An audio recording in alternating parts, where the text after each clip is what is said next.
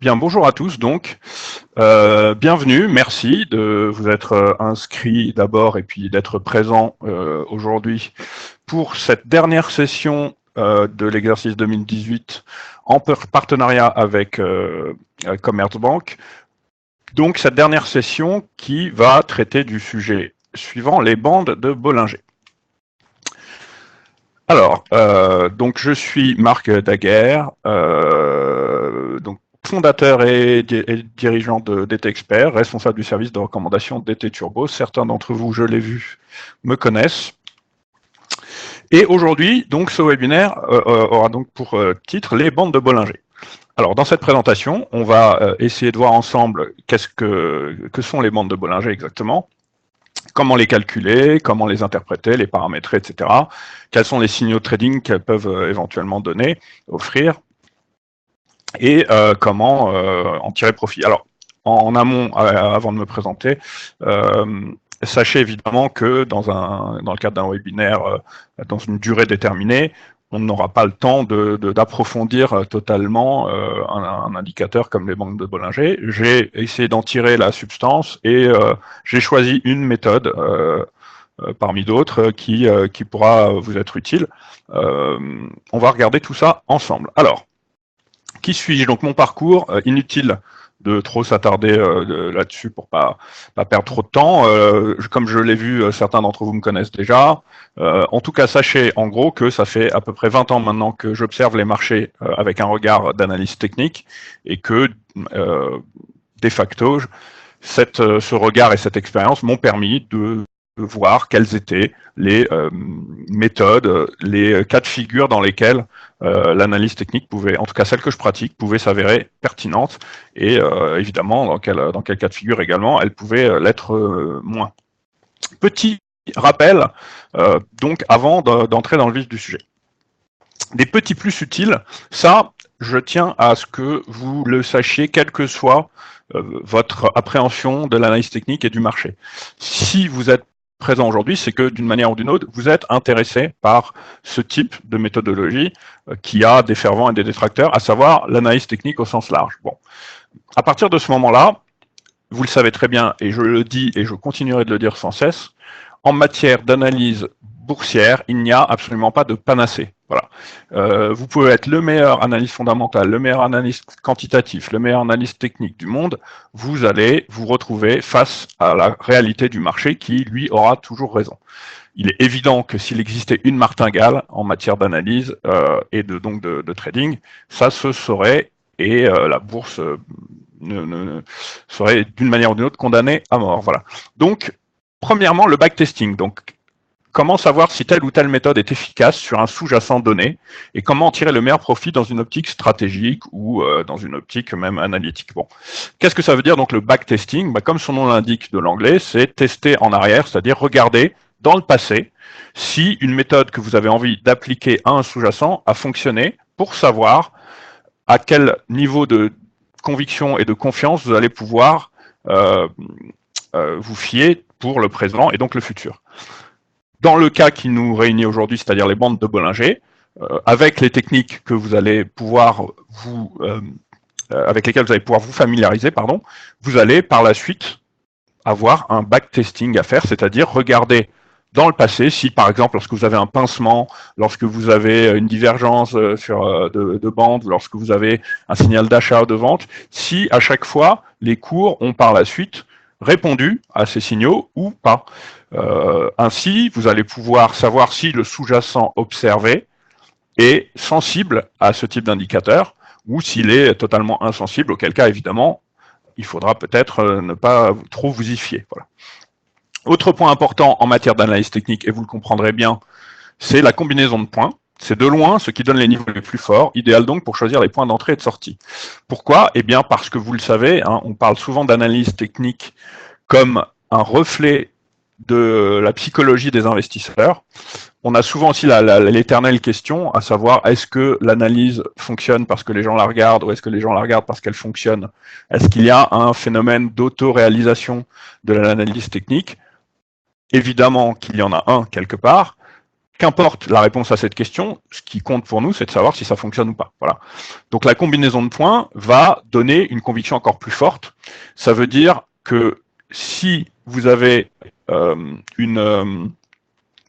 niveau qui va correspondre, par exemple, je ne sais pas moi, à un gap. Tout le monde connaît les gaps, trous de cotation, mais également un ratio de Fibonacci. Et en plus, peut-être, à un enfoncement d'une bande de Bollinger inférieure ou un dépassement d'une bande de Bollinger supérieure, comme on va le voir tout à l'heure. Plus vous allez avoir de combinaisons de points, plus ce point va logiquement et naturellement avoir une importance forte, puisque les gens qui regardent les gaps vont s'arrêter sur ce point, les gens qui regardent Fibonacci vont s'arrêter sur ce point, les gens qui regardent Bollinger, etc., etc. Donc plus vous avez une combinaison de points sur un même niveau, de facteurs techniques différents, plus ce niveau va être important à surveiller. Ça, c'est vraiment ces deux points utiles que je vous livre là, c'est sans doute deux des plus grandes leçons que j'ai tirées de mon approche du marché d'un point de vue technique sur les 20 dernières années. Rentrons maintenant un peu plus dans le vif du sujet, et qui est, puisqu'il est toujours vivant, qui est John Bollinger. Donc, John Bollinger est né alors là c'est une petite partie un petit peu culturelle et historique, mais c'est toujours bon de le savoir. Donc il est né le 27 mai 1950 à Montpellier avec un seul L dans le Vermont, donc pas dans l'Hérault en France évidemment, donc aux États-Unis. Il est à la fois écrivain et analyste technique. Analyste, j'allais dire analyste financier au sens large et particulièrement technique. Donc après être devenu en effet trader indépendant en 1980, il a rejoint la chaîne de télé américaine Financial News Network, où il était le Chief Market Analyst, c'est-à-dire l'analyste en chef en fait des marchés, pendant 7 ans, donc en gros de 1984 à 1990. À ce moment-là, John Bollinger était donc responsable de tout le contenu d'analyse technique qui était présenté sur la chaîne. Il est également l'auteur de Capital Growth Letter, qui propose des analyses techniques des marchés financiers depuis 1987, donc la date de parution du livre en question. Il a évidemment contribué à l'essor de l'analyse technique en créant un indicateur éponyme, donc les bandes de Bollinger. Pour la petite anecdote, si vous voulez savoir, il avait donc créé cet indicateur et sans le baptiser. Voilà. Et lorsqu'on lui avait demandé comment il voulait baptiser cet indicateur, c'est là qu'il a dit un peu spontanément, bon, eh ben, on n'a qu'à l'appeler Bollinger Bands, c'est-à-dire les bandes de Bollinger. Voilà. Son livre Bollinger on Bollinger Bands, édité donc en 2001, a été traduit dans 8 langues à travers le monde. Donc, effectivement, un livre référent en matière d'analyse technique, et particulièrement pour ceux qui s'intéressent à ce type d'indicateur. Comment construire donc les bandes de Bollinger? Alors, on va voir ici, dans cette présentation, et là encore une petite parenthèse utile, il est évident qu'il va y avoir, pour ceux qui sont familiers avec ce niveau de mathématiques, et pour ceux qui sont curieux intellectuellement ou autres, de les avoir, je vous ai mis des formules mathématiques. Il est évident qu'on ne va pas aujourd'hui essayer de comprendre comment cet indicateur est arrivé dans la tête de John Bollinger, qu'est-ce qui a fait que, même si j'espère, en tout cas à la fin de cette présentation, vous en aurez une idée un peu plus précise. Donc, comment est construit déjà dans un premier temps cet indicateur? Donc, il s'agit d'un positionnement de deux bandes de trading des deux côtés d'une moyenne mobile. D'accord? Alors, pour ceux qui voudraient par la suite recevoir cette présentation, on va partir ensemble, et même pour aujourd'hui, ceux qui nous suivent, on va partir ensemble d'un accord tacite, à savoir les bandes de Bollinger seront donc définies par BDB, comme vous le voyez là dans le titre, et les moyennes mobiles seront définies par MM. Bon, hein, tout le monde est familier avec ça, mais je préfère quand même préciser au cas où. Alors, donc deux bandes de trading des deux côtés d'une MM, donc d'une moyenne mobile, à 20 périodes par défaut. Placées, donc ces deux bandes de trading sont placées à deux écarts types de part et d'autre de cette MM. On verra un peu plus tard ce qu'est l'écart type, hein, d'accord? Donc vous le voyez sur le graphique ci-joint. Et enfin, la distance des écarts types et l'échantillon de la MM peuvent être modifiés et paramétrés sur mesure, comme on le verra. Ça, c'est la configuration, on va dire, par défaut, à savoir une moyenne mobile à 20 périodes et une bande supérieure et une bande inférieure situées à deux écarts types de cette moyenne mobile. Voilà, ça c'est la configuration des bandes de Bollinger par défaut, celle qui est la plus souvent donc utilisée et celle que je conseillerais sans doute le plus à ceux qui souhaiteraient utiliser ce type de perspective. Quelques notions clés donc sur les bandes de Bollinger. Donc les bandes de Bollinger sont un indicateur qui sert à analyser le niveau de volatilité du cours d'un actif. Donc la volatilité, c'est l'amplitude dans laquelle, avec à la fois l'amplitude et le timing de l'amplitude avec laquelle peut évoluer un sous-jacent. D'accord? Pour cela, elle compare cette volatilité au niveau des prix sur une période définie. La période en question peut être effectivement paramétrée en fonction du choix de l'investisseur ou de l'analyste qui est en train d'observer cet indicateur. D'une manière générale, les cours de l'actif sont censés évoluer à l'intérieur de la bande du milieu, ce qu'on appelle la bande du milieu, c'est-à-dire entre la bande supérieure et la bande inférieure. On peut donc dire que les bandes de Bollinger s'ajustent en fonction de la volatilité du marché.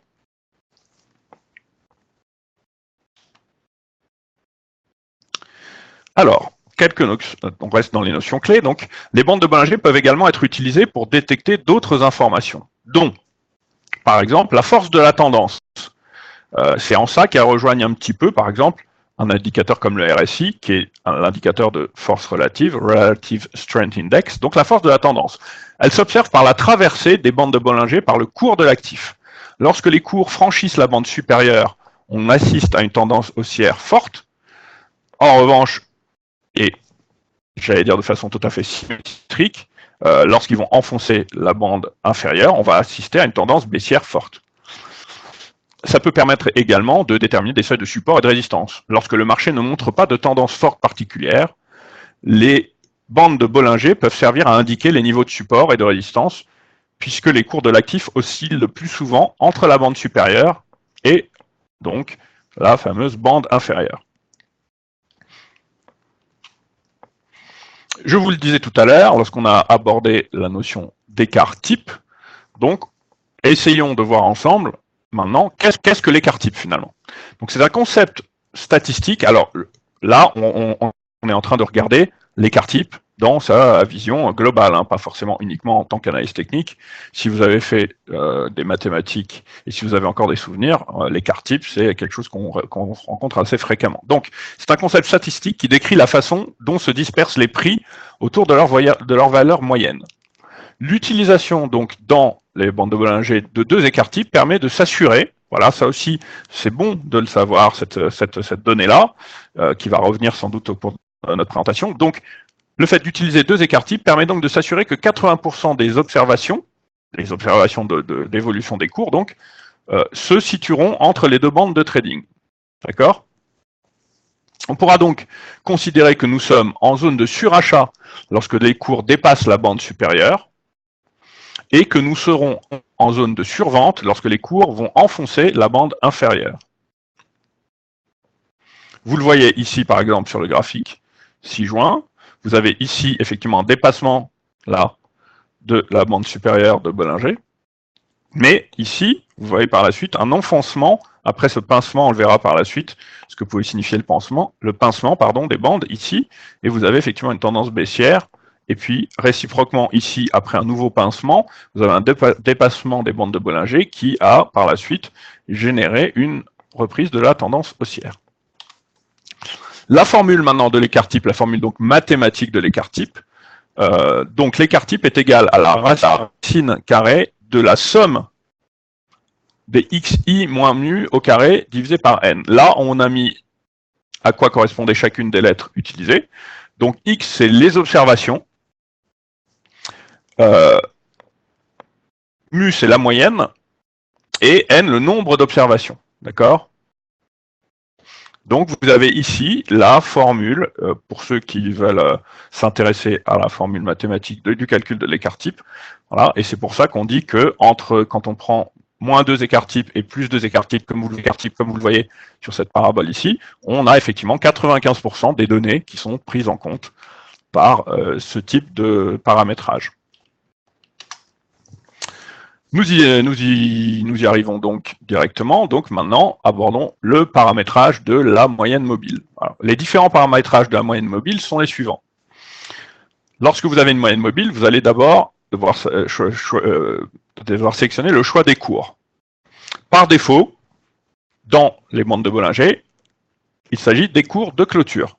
On peut prendre les cours d'ouverture, les cours de clôture, la moyenne, etc. C'est vous qui choisissez en fonction de de votre vision, mais effectivement, par défaut, et ce qui a sans doute de plus judicieux, c'est de prendre les cours de clôture. La formule de la moyenne mobile, par défaut, elle sera arithmétique, mais elle peut être géométrique, harmonique. Vous avez des moyennes mobiles pondérées, des moyennes mobiles exponentielles et logarithmiques. Bon, nous, en l'occurrence, ici, par défaut, on va s'intéresser à la moyenne mobile arithmétique. La longueur ou périodicité de la moyenne mobile, là encore par défaut, et si, alors évidemment quand on dit par défaut, et si on dit par défaut, c'est qu'il s'agit évidemment de ce que conseille au mieux l'utilisation de cet indicateur par John Bollinger lui-même. Et enfin, le positionnement de la moyenne mobile qui est par défaut centré, et sinon, ou alors sinon elle peut être décentrée. Voilà. Donc en gros, si on veut prendre la moyenne mobile par défaut et celle qu'on conseillera d'utiliser, celle qu'on a utilisée aujourd'hui dans cette présentation, ça sera donc une moyenne mobile avec des cours de clôture, une moyenne mobile arithmétique de 20 périodes, et une moyenne mobile centrée. Alors 20 périodes, c'est quoi les périodes? Ça va dépendre du time frame donc que vous allez utiliser pour regarder un graphique. Si vous êtes sur un graphique daily, journalier, les 20 périodes seront 20 jours. Si vous êtes sur un graphique hebdomadaire ou weekly, les périodes seront donc 20 des semaines, donc ça sera 20 semaines, etc. Si vous êtes sur du, je sais pas, sur du 4 heures par exemple, et ben ça sera 20 fois 4 heures, etc., etc. Paramétrage donc de la moyenne mobile. Maintenant, la formule de calcul d'une moyenne mobile arithmétique, c'est la suivante. La moyenne mobile est donc égale à la somme des observations divisée par le nombre des observations. Voilà, donc somme des CI, donc la somme des observations, divisée par le nombre des observations. Exemple, moyenne mobile arithmétique. Donc un exemple classique, donc moyenne mobile arithmétique en clôture à 20 jours, comme on l'a vu tout à l'heure. Vous allez donc avoir de part et d'autre de cette moyenne mobile, la bande supérieure, en version originale, c'est la upper band, puisque on l'a vu ensemble, hein, John Bollinger est donc américain, et donc il s'agira donc de la moyenne mobile plus 2 écarts types, et enfin en dessous, vous allez avoir la bande inférieure, la lower band, qui, elle, va donc correspondre à la moyenne mobile moins 2 écarts types.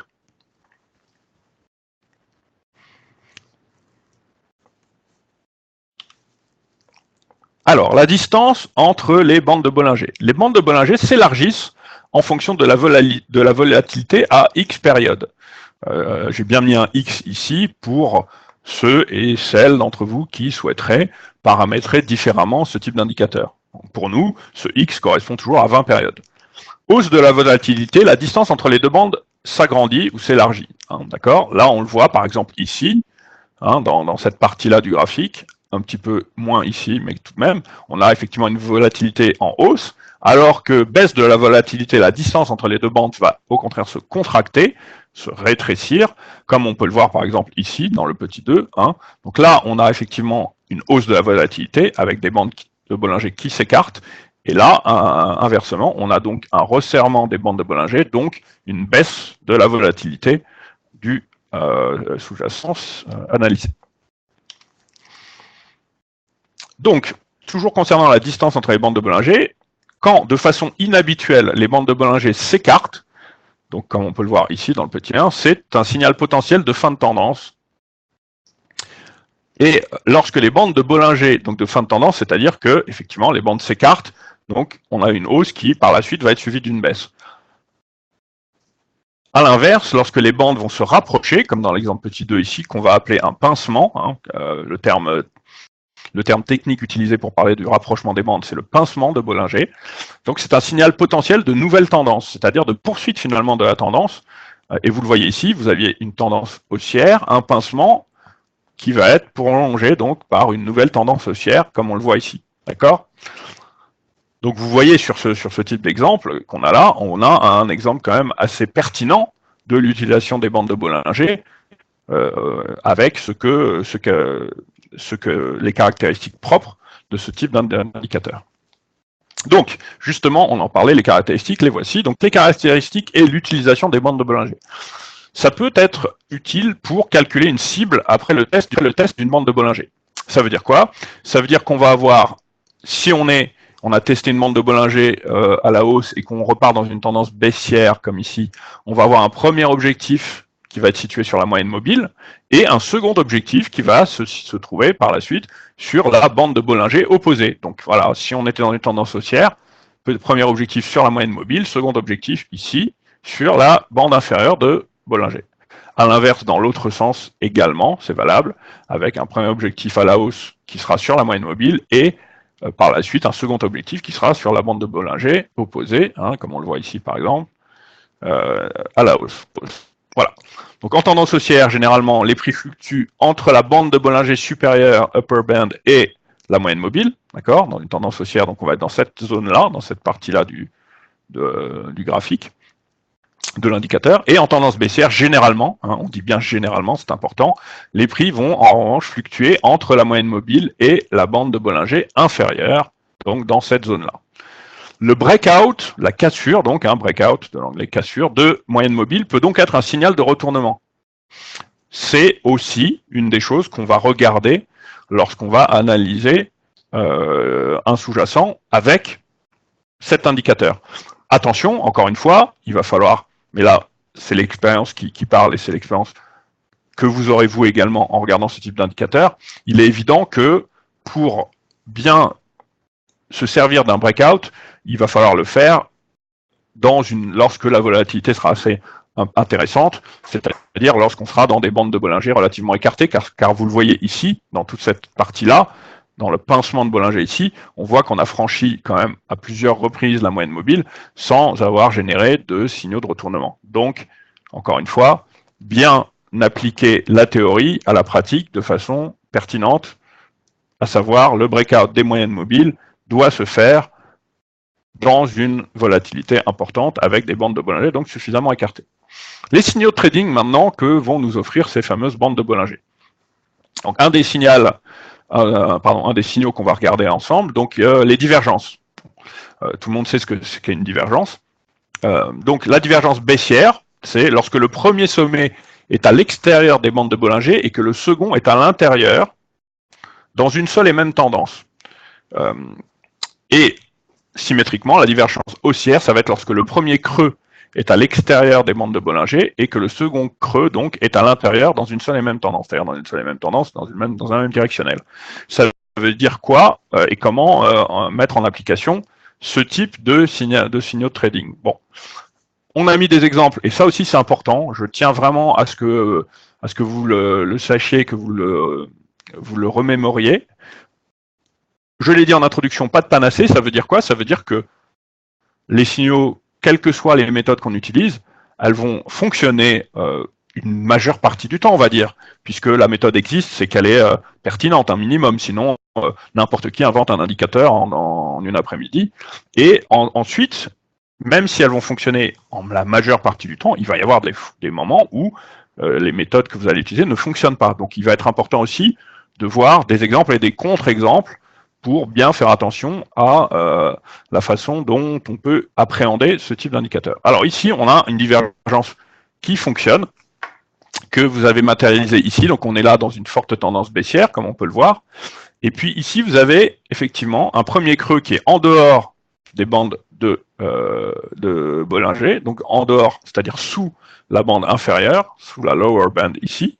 Et puis un deuxième creux qui, lui, va avoir lieu à l'intérieur de la fameuse bande.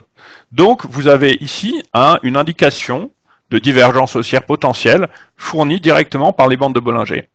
Le deuxième creux, en termes de volatilité, le second creux est plus proche, ici, de la moyenne mobile que celui-là. Si vous regardez l'écart qui est entre là et là, et l'écart que vous avez entre là et là, donc le second creux sera plus proche de la moyenne mobile que le premier. C'est la divergence recherchée par John Bollinger avec son indicateur.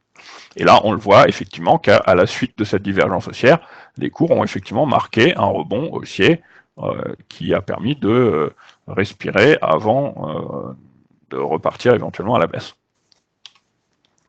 Donc ça, c'était sur Ford Motor, donc le constructeur d'automobiles américain. Là, on a une autre divergence qui fonctionne sur Allianz, donc la compagnie d'assurance allemande. Vous voyez ici que vous avez un premier creux qui a lieu en dehors des bandes de Bollinger et un second creux qui a lieu juste à l'intérieur ici, exactement comme on l'avait sur l'exemple précédent, avec un retournement haussier qui a bien eu lieu ici, au niveau, et qui avait été détecté indiquées par cet indicateur, justement, les bandes de Bollinger, et une divergence, ici, des cours, donc une divergence encore haussière. Vous avez également des dysfonctionnements. Parfois, il est bon de voir que, par exemple, toujours sur le même sous-jacent en plus, ce qui vient un petit peu appuyer ce que je vous disais en début de présentation, à savoir faites bien attention au backtesting.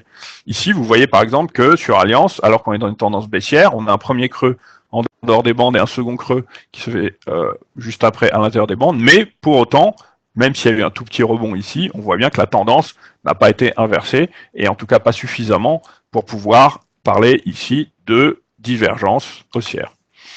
Autre contre-exemple, comme on l'a vu à l'instant, ici, on voit bien que le signal fonctionne comme courte oscillation haussière à l'intérieur d'une belle oscillation latérale jusqu'au 25 juin, avant reprise de la baisse. Donc on voit que ici, effectivement, on a une bougie qui se trouve en dehors des bandes, ici une autre qui se trouve juste à l'intérieur des bandes, là et là d'ailleurs, et on a eu un tout petit rebond, comme on l'avait tout à l'heure, mais qui n'a pas été suffisant pour parler d'un retournement véritable haussier. Donc vous voyez que dans certains cas de figure, les divergences ne fonctionnent pas forcément de la même façon. Pardon. Autre signal intéressant donné par les fameuses bandes de Bollinger, c'est ce qu'on appelle donc le pincement de Bollinger. Donc comme son nom l'indique, le pincement de Bollinger indique un resserrement des bandes de Bollinger. On peut le voir ici, comme l'indique la flèche. Cette technique pourrait toutefois être mise en place uniquement après un net rapprochement inhabituel des deux bandes. Le cas échéant, une stratégie haussière pourrait être mise en place après une sortie du cours par le haut des bandes et une stratégie baissière suite à une cassure de la bande inférieure. Ici, en l'occurrence, on voit qu'on avait une tendance haussière, un resserrement très net ici des bandes de Bollinger, donc une baisse de la volatilité, avec des cours qui restent enfermés à l'intérieur de ce resserrement. Et puis là, vous avez un dépassement de la bande supérieure de Bollinger, donc avec ici un signal de hausse assez intéressant, et on le voit effectivement que les cours ont, pendant plusieurs semaines, pu reprendre leur tendance haussière qu'ils avaient avant le fameux pincement de Bollinger. Alors, donc ce pincement de Bollinger consiste à jouer les sorties des bandes de Bollinger, donc sortie donc à la hausse, sortie haussière, donc dépassement de la bande supérieure, ou à l'inverse, enfoncement de la bande inférieure. On achètera donc lorsque le cours se situera à l'extérieur de la bande de Bollinger supérieure, et on vendra lorsque le cours se situera à l'extérieur de la bande de Bollinger inférieure. D'accord? Donc signal d'achat lorsqu'on dépasse la bande supérieure, et signal de vente lorsqu'on enfonce la bande inférieure. Ça indique donc un breakout, une cassure de volatilité, forcément, puisque on va passer de bande pincée à bande écartée, donc c'est un breakout de volatilité, et la moyenne mobile deviendra une ligne de stop profit dynamique. D'accord?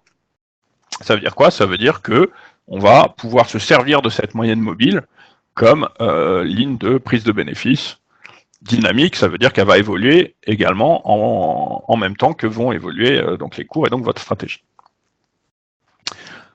Là encore, on a pris des exemples et des contre-exemples, où là, à nouveau sur le constructeur automobile américain Ford, sur un graphique weekly, on voit ici qu'on avait effectivement un pincement de Bollinger, vous voyez, avec par la suite, donc un pincement des bandes qui montre une perte de volatilité au sens de l'analyse technique. Il peut être de courte durée ou non, si la tendance latérale se prolonge. Bon, là, vous voyez que c'était un pincement relativement court. Nécessairement, le marché en sortira par une tendance directionnelle. Attention à la difficulté, bien évaluer l'écart représentatif d'une perte de volatilité. Donc, bien voir lorsqu'on peut envisager d'être en présence d'un pincement, comme on le voit ici, avec par la suite un dépassement de la bande supérieure et une tendance haussière très marquée qui s'ensuivit. Voilà. Autre exemple de fonctionnement, toujours sur la compagnie d'assurance allemande Allianz, ici, on voit bien qu'on a eu un resserrement des bandes de Bollinger, ici un dépassement de la bande supérieure avec donc une tendance haussière marquée à la suite de ce pincement. Inversement, on peut avoir des contre-exemples, dysfonctionnement. Le cas le plus fréquent de faux signal de breakout de volatilité est la fausse sortie, c'est-à-dire une première sortie du mauvais côté, flèche verte, avant un peu plus tard que le marché ne sorte finalement du côté définitif, la flèche rouge. Donc là, effectivement, on peut l'avoir même une première fois ici, puis là, Et en fait, finalement, les cours ont décidé de sortir plutôt par la baisse. Et donc là, on a un véritable enfoncement de la bande inférieure. Donc ici, on avait le vrai signal de vente. Pincement de Bollinger, dysfonctionnement, fonctionnement. On voit ici toujours sur Alliance que là, on a un dysfonctionnement ici, mais que par la suite, ici, on avait un fonctionnement, puisque là, on est bien un resserrement avec un dépassement par la hausse très net et une reprise donc de la tendance haussière marquée. Autre signal de trading dispensé par ce type d'indicateur et donc indiqué par le fameux John, il s'agit des butées, ce qu'on appelle les butées. Alors qu'est-ce que c'est que les butées? On constate que les butées sur les bandes de Bollinger fonctionnent assez bien dans des marchés latéraux. Les butées, c'est lorsque les cours viennent buter, comme le nom l'indique, sur l'une ou l'autre des bandes, sans véritablement les dépasser ou les enfoncer, comme on le voit ici et là. Donc les butées sont assez intéressantes pour naviguer, en fait, exactement, au gré du marché et de la tendance du marché, à savoir ici une butée à la baisse qui a effectivement servi de soutien à l'évolution des cours, et ici une butée à la hausse qui a servi donc à l'inverse de résistance au marché, et ici également, vous voyez à nouveau des butées haussières qui servent de résistance, des butées baissières qu'on aurait pu marquer là et là, qui elles viennent servir donc de support à l'évolution des cours. Autre exemple ici, donc John Bollinger pensait que les butées étaient de bons signaux, comme on le voit ici dans les cercles bleus, mais se rendit compte que ce n'était pas toujours le cas, comme on peut le voir ici par exemple, ou là dans des contre-exemples. Là effectivement on a des butées qui fonctionnent, c'est-à-dire que la bande supérieure a joué le rôle de résistance ici et la bande inférieure a joué le rôle de support ici. En revanche là on voit que la bande supérieure, malgré la butée qu'on a eue à 2 reprises ici, n'a pas servi de résistance, puisque les cours ont poursuivi leur tendance haussière, et qu'inversement, ici, par exemple, on le voit, la bande inférieure a été enfoncée, mais on a donc buté sur la bande inférieure, mais on n'a pas pour autant, on ne s'est pas servi de cette bande comme guise de support, puisque les cours ont poursuivi leur tendance baissière ici. L'interprétation des bandes de Bollinger. Donc les bandes de Bollinger peuvent s'interpréter de différentes manières, selon leur comportement. En effet, au regard de cet indicateur, on peut observer différentes phases selon que le marché se trouve en range, donc en range, c'est-à-dire dans un canal, c'est-à-dire sans véritable tendance, ou au contraire en tendance. Puisque les bandes représentent la volatilité du marché, plus l'écart entre les bandes est important, petite faute de frappe, plus le marché concerné est volatile. Donc, cette observation, cette interprétation permet d'identifier les situations volatiles et par défaut les périodes où il y a peu de volatilité sur l'actif. Nous rappelons ici, comme je vous l'ai dit tout à l'heure, que 95%, alors évidemment c'est 95%, c'est à peu près, 95% des cours demeurent normalement à l'intérieur des fameuses bandes de Bollinger. D'accord ? Selon le fonctionnement du marché, une phase de volatilité est suivie d'une phase d'accalmie ou de range. Si en période de fort mouvement, les bandes s'écartent plus que d'habitude, en période de range, le processus s'inverse et on observe un resserrement de ces mêmes bandes, nous informant donc du contexte du marché dans lequel nous évoluons à ce moment précis. Donc j'ai choisi cette petite image pour vous dire attention aux sorties de route éventuelles lorsque effectivement on est dans ce type de configuration avec ce type d'indicateur. Donc identifier la tendance avec les bandes de Bollinger. Donc les bandes de Bollinger s'écartent. La pente des bandes suivra celle de la moyenne mobile centrale, allant ainsi à la hausse en tendance haussière et donc à la baisse en tendance baissière naturellement. Les phases de tendance sont pour la plupart alors initiées par la cassure du range précédent, matérialisée par une clôture en dehors d'une des deux bandes extérieures, bien au-dessus ou en dessous des échanges récents. D'accord ? Donc vous pouvez le voir très nettement ici sur cet exemple, matérialisé par les petites flèches. Donc on le voit bien ici, notamment dans cette tendance haussière, avec les petits resserrements successifs et les dépassements réguliers de la bande supérieure qui maintiennent la tendance haussière sur ce sous-jacent ici analysé. Donc le trading de range avec les bandes de Bollinger se resserrent, Donc comme on le voit ici, à partir de là, elles commencent déjà un petit peu à se resserrer, et puis là, on voit qu'elles sont encore plus resserrées ici, car les prix évoluent de manière latérale. La pente de la moyenne mobile reste faible, hein, on le voit bien ici, hein, que la moyenne mobile a une pente très faible, elle est quasi, on va dire, horizontale, illustrant une accalmie et donc un range avec des rebonds sur les bandes basses et hautes de l'indicateur de Bollinger. Hein. On le voit ici très nettement. D'accord? Donc, toujours concernant l'interprétation des bandes de Bollinger. Pour un trader utilisant l'analyse technique, le trading à proximité des bandes externes nous donne une indication quant à l'existence d'une résistance pour la limite supérieure ou d'un support pour la limite inférieure. Mais cela ne fournit pas à elle seule, donc cette existence d'une résistance ou d'un support, ne fournit pas à elle seule des signaux d'achat ou de vente. Tout ce qu'il détermine, c'est si les prix sont élevés ou bas sur une base relative. D'accord? Un trader peut entrer en position à l'achat ou à la vente en utilisant des indicateurs. En trading, les bandes sont des lignes tracées autour du prix pour former ce qu'on appelle une enveloppe. Hein. On parle parfois effectivement de l'enveloppe faite par les bandes de Bollinger. Donc cette enveloppe va permettre de déterminer une zone donc d'évolution, d'observation des cours et donc des points de trading intéressants. Rappelez-vous, l'action des prix près des bords d'une telle enveloppe est ce qui intéresse plus particulièrement un trader.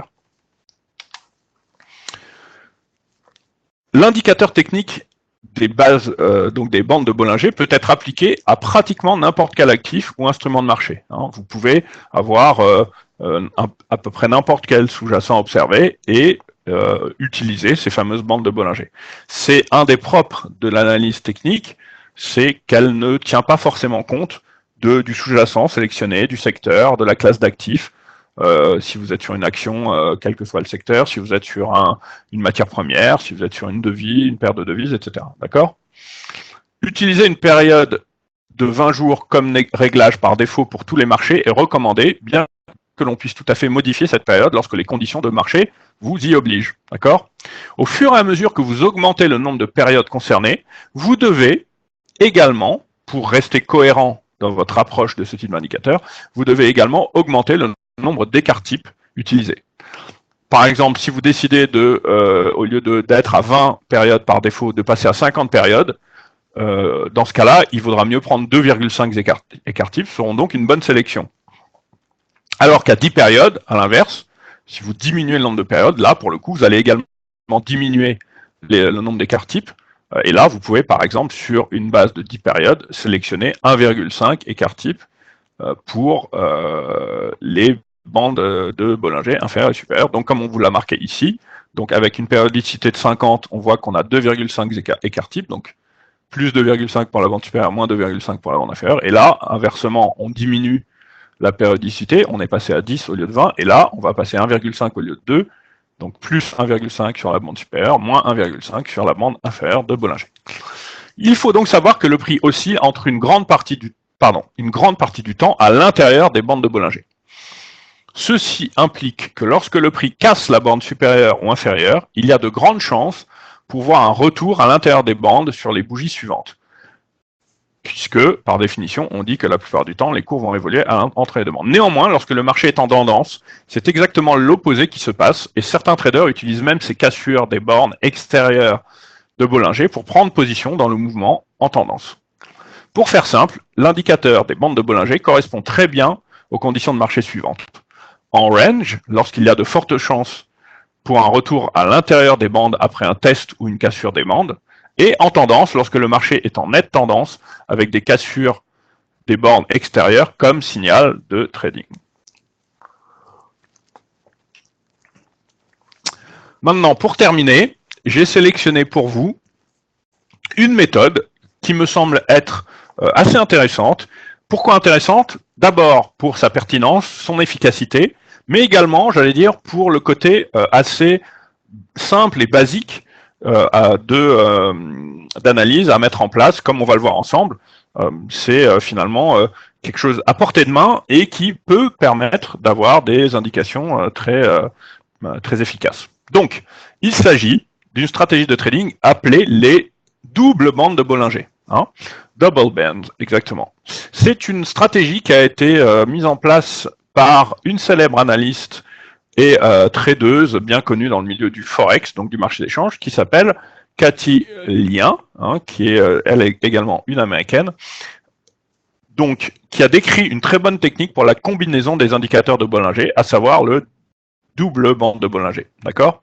Dans son livre The Little Book of Currency Trading, elle y décrit donc sa méthode préférée qu'on va aborder ensemble. À l'origine, la double bande de Bollinger peut être appliquée à l'analyse technique pour tout actif négocié sur de gros marchés liquides, comme le marché d'échange, les indices, les matières premières, les actions, les obligations, etc. Voici donc comment mettre en application très concrètement cette méthode. Alors, d'abord, on va insérer, donc vous allez insérer les bandes de Bollinger sur votre graphique. Vous allez sélectionner un écart type de 2 et une moyenne mobile de 20 périodes. Donc là, on est typiquement dans la bande de Bollinger classique par défaut. D'accord ? Donc là, on le voit bien, hein, paramètres, donc période 20, déviation 2. Donc là, il s'agit du nombre d'écarts types, apply to close, c'est-à-dire qu'on va partir sur les cours de clôture. Très bien. Ensuite, et d'une autre couleur, évidemment, hein, c'est plus pratique, vous allez insérer une seconde fois des bandes de Bollinger, cette fois avec une couleur différente. Et vous allez sélectionner un écart type de 1 et non pas de 2, toujours avec la moyenne mobile 20 périodes, hein, pour garder cet axe central, en fait, hein, puisque c'est ça qui va être important de bien vouloir observer, déterminer, donc cet axe central.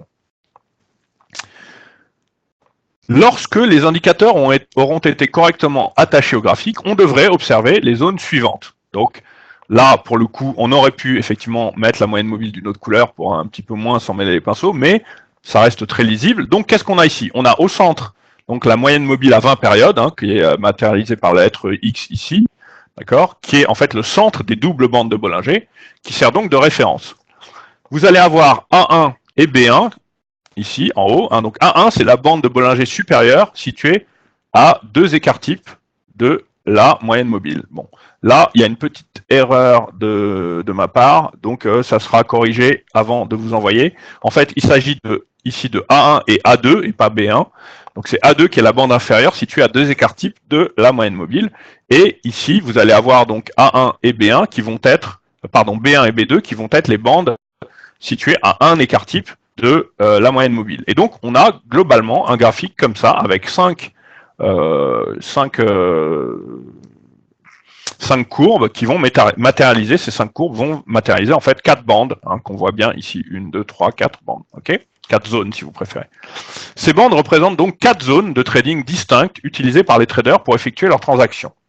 Vous allez avoir la zone d'achat qui va être située entre donc les lignes A1 et B1, hein, pour le coup là il n'y a pas d'erreur. La première zone neutre, la zone neutre 1, hein, donc la première zone neutre qui elle est située entre les lignes B1 et X que vous voyez là. La seconde zone neutre qui va être elle située entre les lignes X et B2, et enfin la zone de vente qui elle sera donc située entre les lignes B2 et A2 comme vous le voyez ici. L'idée que l'on retrouve au travers de cette stratégie est développée par Madame Cathy Lien et que l'on devrait combiner les 2 zones centrales et se concentrer sur 3 zones. Donc, première zone qu'on appelle le quart supérieur en vert, donc qui va être entre A1 et B1 ici. La moitié centrale en gris, hein, qui est la zone neutre en fait finalement, hein, donc on a réuni les 2 zones de neutralité en une seule zone en gris ici, et enfin le quart inférieur en jaune, que l'on voit donc ici entre B2 et A2. La première des zones, donc la zone supérieure, donc le quart supérieur, c'est la zone d'achat de la double bande de Bollinger, d'accord? Lorsque les prix se situent dans cette zone supérieure, entre les 2 lignes supérieures A1 et B1, il nous indique que la tendance haussière est forte et qu'il y a, plus de chances que les prix continuent à augmenter. Tant que les bougies continuent à clôturer dans le quart supérieur, on doit conserver les positions acheteuses actuelles, voire même en ouvrir de nouvelles. La zone neutre de la double bande de Bollinger, donc qui est en gris ici, hein, sur votre graphique, donc lorsque les prix se situent dans la zone définie par les bandes d'écart type, finalement, B1 et B2, hein, la zone neutre, il n'y a pas de tendance forte. Le prix est susceptible de fluctuer dans une fourchette de négociation parce que le momentum donc le momentum c'est la puissance, hein, n'est plus assez fort pour poursuivre la tendance. La moyenne mobile simple de 20 périodes, qui sert de référence, donc la moyenne mobile simple de 20 périodes X, ici, hein, qui sert de référence pour les bandes de Bollinger, se trouve donc au centre de la fameuse zone de neutralité. Enfin, la zone de vente, en jaune, en jaunâtre, hein, enfin jaune-vert ici, lorsque les prix donc, vont se situer dans la zone inférieure, donc entre les deux lignes les plus basses A2 et B2, la tendance baissière se poursuivra probablement. Tant que les bougies continuent de clôturer dans le quart inférieur, cette fois, on doit conserver les positions vendeuses actuelles, voire symétriquement, en ouvrir de nouvelles. D'accord? En guise donc de conclusion, dans un premier temps, de cette fameuse stratégie des doubles bandes de Bollinger, selon les règles, quelle que soit la zone dans laquelle les prix évoluent, ils vous indiqueront si vous devriez trader dans le sens de la tendance, selon que la tendance est à la hausse ou à la baisse. Quand se positionner avec les doubles bandes de Bollinger? Pour faire simple, si les prix sont dans la zone supérieure, il convient d'acheter. S'ils sont dans la zone inférieure, il convient de vendre. Hein, vous voyez, c'est pour ça que je vous ai dit au début que cette méthode est assez pratique, accessible, visuellement très pertinente et finalement très simple d'utilisation. Si le cours se situe dans la zone neutre, vous devriez vous abstenir de trader si vous êtes un trader de tendance pure ou vous positionnez sur des tendances à court terme dans la fourchette de négociation en vigueur. Habituellement, les traders préfèrent des délais longs tels que du 4 heures ou du daily avec cette stratégie. Alors, on dit long, pourquoi? Parce qu'il faut savoir que vous pouvez être dans des time frames très petits pour les intraday traders ou voire même ce qu'on appelle aujourd'hui les scalpers qui utilisent également les bandes de Bollinger. D'accord?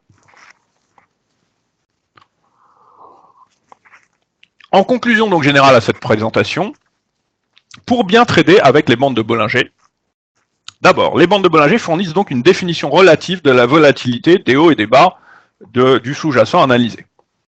La volatilité et la tendance ont déjà été introduites dans la construction elle-même des bandes de Bollinger. Leur utilisation pour la confirmation des prix n'est donc pas recommandée. Il n'est pas utile également d'utiliser plusieurs indicateurs de la même famille. Par exemple, vous pouvez utiliser l'indicateur momentum ou un indicateur de volume avec succès. Deux indicateurs de tendance ne valent pas mieux qu'un. Ça veut dire que il y a effectivement plusieurs méthodologies en analyse technique. Moi, j'ai toujours prôné le fait d'essayer de rester le plus basique et simple possible, à savoir ne pas forcément cumuler des bandes de Bollinger avec un RSI, avec un stochastique, avec une MACD, etc., etc. D'accord? Les prix peuvent dépasser la bande supérieure et aller au-dessous de la bande inférieure de Bollinger. Hein. N'oubliez pas que 95% des cours doivent être compris dans la bande, entre les deux bandes de Bollinger, mais que de temps en temps, ces bandes peuvent être dépassées pour la bande supérieure et enfoncées pour la bande inférieure. Les clôtures de bougies en dehors des bandes de Bollinger sont des signaux de continuité et non d'inversion. D'accord? Cela a été la base de nombreux systèmes de mesure de la volatilité. La moyenne affichée n'est pas la meilleure pour trader les changements de tendance. Au contraire, elle indique plutôt la tendance de moyen-long terme. Enfin, les bandes de Bollinger sont basées sur une moyenne mobile simple. En effet, une moyenne mobile simple est utilisée dans le calcul de l'écart type. Voilà. Donc ça, c'était les grandes lignes que je voulais vous présenter. J'espère effectivement que ça vous a été utile, que ceux qui ne connaissaient pas du tout cet indicateur en ont une notion un petit peu plus claire aujourd'hui, et que ceux, là je sais que pour eux c'est un petit peu plus particulier, que ceux qui le connaissaient, à l'inverse, ont découvert peut-être, à travers cette double bande de Bollinger notamment, une méthode, une approche pour pouvoir les utiliser. Voilà. Donc, je n'ai plus qu'à vous remercier d'être venu. Ici, les performances de DT Turbo depuis la création du service, comparées, comme vous le voyez, aux performances du CAC. Et enfin, ici, de quoi nous joindre. Donc, je vous invite à nous envoyer un mail à nous ou notre partenaire Commerzbank, sur le site duquel vous trouverez également tous les produits, toute la gamme de produits qui vous permettent de mettre en place des stratégies de trading intéressantes. Donc, vous pouvez nous envoyer un mail si vous souhaitez, par exemple, recevoir cette présentation en format PDF, nous joindre par téléphone, via notre site, il y a un formulaire de contact, donc www.dtexpert.com, et nous suivre sur notre Twitter @daguerretrading ou notre page Facebook DTExpert. Voilà. Je vous remercie donc à tous d'avoir participé à ce webinaire. Je vous souhaite un excellent week-end et je vous dis à l'année prochaine, puisque c'était effectivement, en tout cas pour ma part, en partenariat avec Commerzbank, la dernière session de cet exercice 2018. Voilà, bon week-end à tous, merci encore, bon trade, soyez prudents, le marché est assez tumultueux en ce moment, et la prudence est de rigueur, en tout cas, tant que le CAC ne passe pas au-dessus, nettement au-dessus des 5240, il faut raison garder et faire attention parce qu'on est quand même dans un contexte assez tumultueux et pour ma part plus tumultueux que celui qu'on avait en février dernier. Voilà, merci beaucoup et à très bientôt.